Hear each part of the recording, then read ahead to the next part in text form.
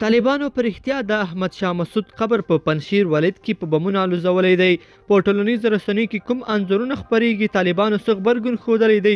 نور جزئیات په ویډیو کې راسره وګورئ او چینل سبسکرایب کړئ. السلام علیکم لیدونکو، ستړي مشئ. په پنشیر کې نوي امنیتي مسؤلین وایي په ټولنیزو رسنیو کې د احمد شاه مسعود د قبر د دغه عکس جعلي او فوټوشاپ دی چې قبر ته کومه صدمه نه ده رسېدلې او یو ځانګړی ډلګۍ د قبر ساتنه هم کوي. مسؤلین وایي دا فوټوشاپ هم د همغو کړیو کار دی چې دا 2 ورځې ټولنیزو رسنیو کې پر پنشیر د بمباریو ډیر جعلي خبرونه هم ښکته پورته کړل او کوم ځای هم ونه نیو. بلخوا د ترکیې د بهرنیو چارو وزیر مولود چاوشوغلو ویلي چې ترکیه په کابل کې د حامد کرزي هوایي ډګر د بیا پالیدو په اړه له قطر، امریکا او طالبانو سره په خبرو بوخته ده.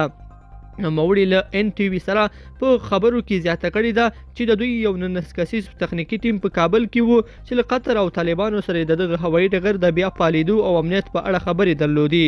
اوغلو ټینګار کړی دی چې د کابل هوایي ډګر امنیت مهمه موضوع ده.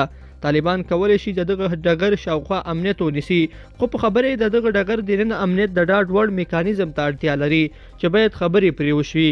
بلخوا د آریانا افغان هوایي شرکت تجارتي مرستیال محمد سلیم رحیمي سپوږمۍ راډیو ته وویل چې هیواد کې د تازه تحولاتو وروسته به راتلونکو 3 ورځو کې د دغه شرکت له خوا لومړنی نړیوال پرواز ترسره او آریانا افغان هوایي شرکت به خپله لومړنۍ الوتنه نوي ډیلي یعنې انډیا ته وکړي.